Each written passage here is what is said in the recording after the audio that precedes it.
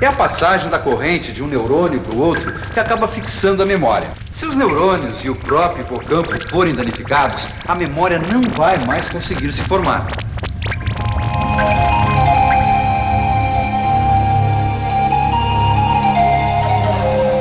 Jeremy sofreu um aneurisma cerebral. Ele estava conversando com o professor quando desmaiou na sala de aula.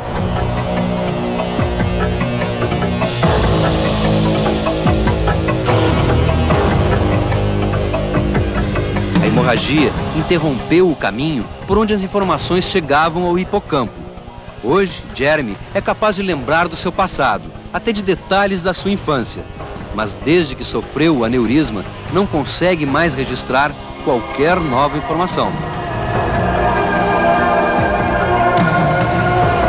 I think one of the hardest things I've had to deal with is changing my own self-image from seeing myself as a confident young lawyer to becoming something completely and utterly different. I think there's a lot of bitterness that I couldn't be a lawyer, worry about what else I was going to do in the future.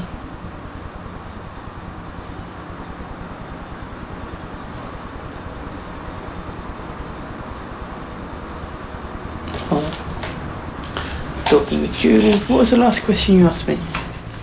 What were the feelings of... Jeremy esquece tudo o que acabou de acontecer. Daqui a pouco, vamos ver como, assim mesmo, ele aprendeu uma nova profissão. A seguir, a perda da memória na velhice, o mal de Alzheimer, as diferenças entre o cérebro de um jovem... Chegava para vir, agora voltava, chegava. Eu vinha de Catandu. Vou contar para vocês 300 quilômetros. A família de seu Alberto ainda não sabe direito o que está acontecendo com ele, nem os médicos. No mês de maio passado, ele desapareceu por 2 dias. Andou sem rumo e nem lembrava que tinha família. Hoje, ele só sai de casa acompanhado da mulher e mistura fatos recentes, histórias do passado e aventuras que não aconteceram. Quando o senhor estava assim, nesses 2 dias perdido, o senhor sabia que... 2 dias perdido? Porque foi mais do que isso? 300 e tantos mil Ele está dias. misturando com quilômetros. É? Um moço de 20 anos não faz o que ele faz. Ele, daqui para baixo, ele tem uma saúde de ferro. A cabeça não funciona. Os lapsos de memória de seu Alberto são tão fortes que ele nem lembra que esse lugar é muito importante. Foi o dono dessa pizzaria que desconfiou que seu Alberto estava perdido e localizou sua família. Eu cada vez melhor. Poxa vida, hein? Quem é essa aqui, seu Alberto? Quem é esse aqui? Essa daqui é um camarada mais... Esse é o melhor que existe aqui do mundo. Mas quem é ele na sua vida aí? Será que o senhor conheceu ele? Não, eu não lembro. Não lembra? O senhor lembrava desse lugar aqui, seu Alberto? O senhor lembrava desse lugar aqui? Essa aqui? De lembrar não. Lembrar aqui não.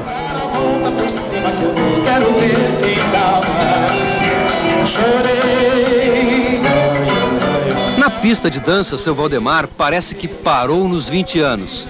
Ágil e elegante. Foi assim desde os tempos de juventude. Ativo, habilidoso, raciocínio rápido.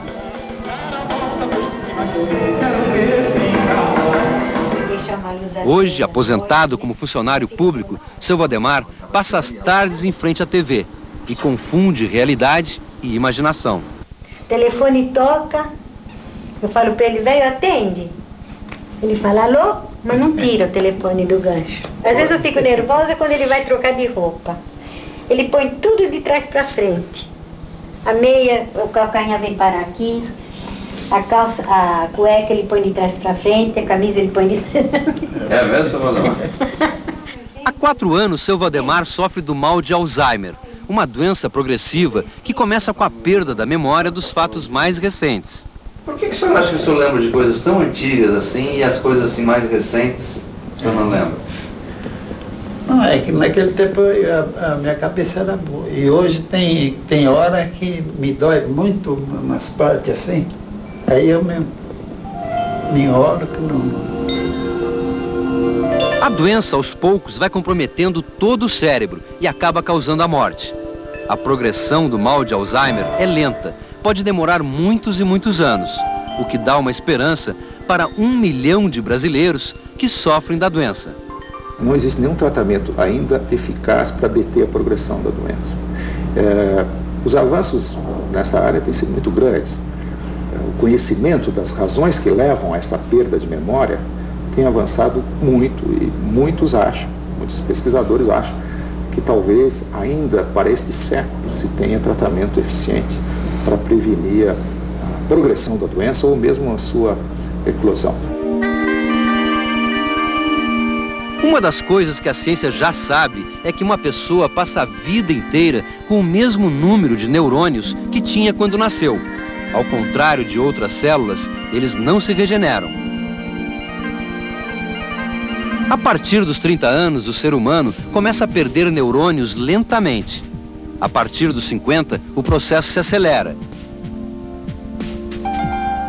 O cérebro de uma pessoa de 80 anos pesa 10% a menos do que o de um jovem.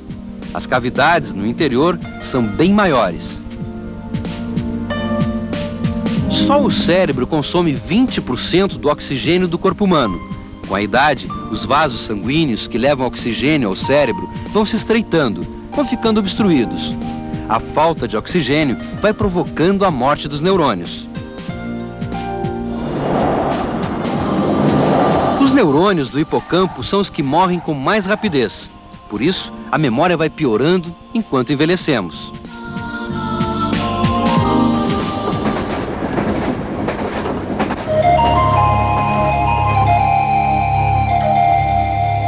No caso de Jeremy, a perda de neurônios foi diferente, provocada por um trauma, mas os efeitos foram semelhantes. A vida de Jeremy virou de pernas para o ar. Teve que abandonar os estudos e desistir do sonho de se tornar um advogado. Mas o trauma no cérebro não impediu que Jeremy aprendesse uma nova profissão. Ele manteve a memória ligada à habilidade, que fica registrada fora do hipocampo, e não foi atingida pelo aneurisma. Hoje, o ex-futuro advogado é um competente artesão.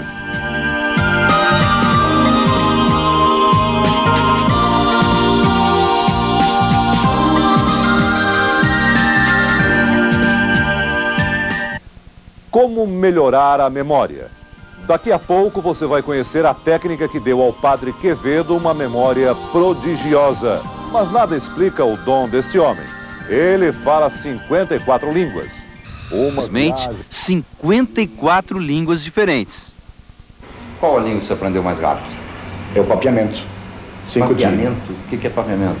Papiamento é uma língua falada no Caribe, em 3 ilhas, Curaçao, Aruba e Bonaire, que é uma mistura de espanhol, português e holandês. Essa você aprendeu em quantos dias? 5 dias. Foi em árabe que o professor Fazá aprendeu a falar. Ainda criança, já sabia o francês, a segunda língua do Líbano. Na escola, aprendeu inglês e descobriu que sua memória podia guardar qualquer idioma. O primeiro passo é escutar a pronúncia através de uma fita. Eu ouço apenas a pronúncia em 2 minutos. 2 minutos? Só, simplesmente. E aí, o segundo passo? O segundo passo é estudar por dia 20 minutos a gramática da língua.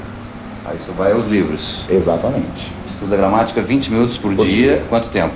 20 minutos em 2 semanas. 2 semanas. A gramática já é mastigada. Depois disso? Em 3 meses, consigo armazenar uma gama de 3.000 palavras da minha mente. 3.000 palavras dessa língua desconhecida, o senhor armazena? Sim. Então diga uma língua assim bem estranha para o senhor e que o senhor domina muito bem. O tibetano, porque parece a língua do P, que não é, quer dizer. Então fale mais fluentemente o tibetano. Por exemplo, você está bem? É uma memória tão fantástica que o professor não sabe explicar. Acha que é um dom de Deus. E até onde o senhor acha que vai o limite da sua memória? Até o infinito. Padre Quevedo não teve essa ajuda divina. Por isso, teve que usar a mnemotécnica, um processo de memorização através de associação de imagens. Para mostrar como funciona, Padre Quevedo pediu que eu ditasse 60 números. 7, 6, 4. Depois, foi capaz de repeti-los um a um, sem erros. 3, 2, 2, 1, 0, 9, 0, 6... Que tipo de associação o senhor fez para lembrar desses números? É um itinerário. Os números se convertem em palavras. As palavras se ridicularizam associadas a um local de um itinerário que é da Universidade de Comillas, onde eu estudei filosofia há mais de 30 ou 40 anos já. O senhor lembrou desse itinerário e associou esses números? Lembrei um caminho com que ia todos os dias para a aula e por onde volvia, e fui associando os números convertidos em palavras àqueles diversos lugares. Que mais me dá ir do começo ao teu fim que do fim ao teu começo? A técnica funciona tão bem que o Padre Quevedo resolve arrasar. Mostra que é capaz de lembrar dos 60 números de trás para frente. 5, 9, 0, 1, 8, 7, 3, 4...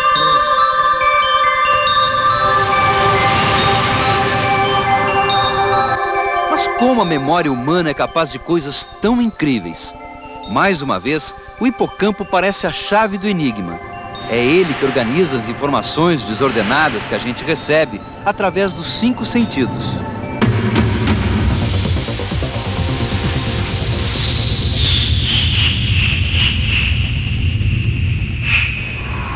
Dentro do hipocampo, esse processo é uma batalha química, que ampliada por computador, parece um show de efeitos especiais.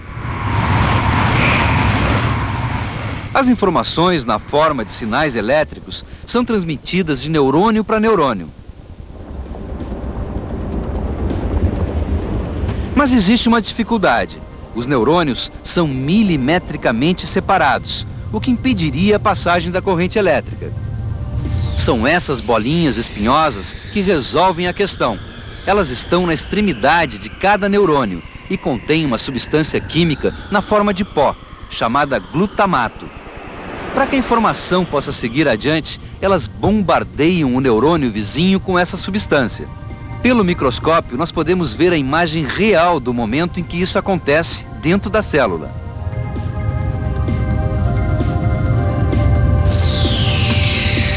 De longe, o neurônio que está sendo bombardeado parece um jardim. Ele tem receptores com a forma de uma flor. Quando a substância química atinge o centro do receptor, um sinal elétrico, ainda fraco, começa a ser transmitido. É o acúmulo desses sinais que abre um outro tipo de receptor, mostrado em amarelo.